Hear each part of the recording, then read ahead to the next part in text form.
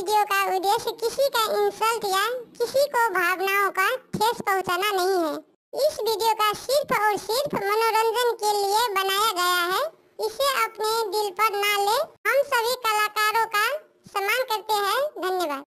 ओहो नैरा के ना हमें गामे बयो भारत जी, जहो ससुरा में सासु नहीं, ओहो ससुरा की जो नहीं, ओहो ससुरा के ना हमें गामे बयो भारत जी, जहो नैरा में बाबूजी नहीं, ओहो नैरा की जो नहीं, ओहो नैरा के ना हमने बेबयो भारत जी, जहो ससुरा में सासुर नहीं, ओहो ससुरा की जो नहीं, ओहो ससुरा के ना हम गोद कर बयो भारत जी, जहो नैरा में भायो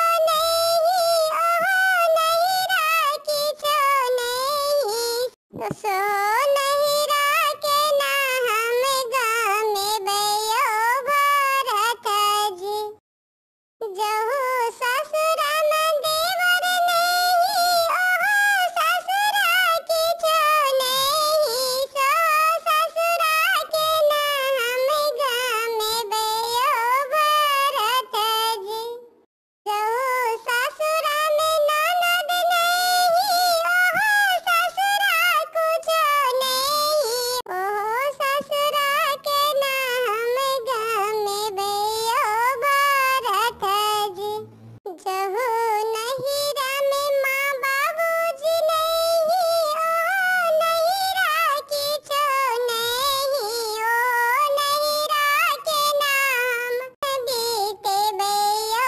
महादेव जी, जहो ससुरा में सासु ससुर नहीं, ओहो ससुरा के नाम गामे बयो महादेव जी, ओहो ससुरा के नाम गामे बयो भारत जी।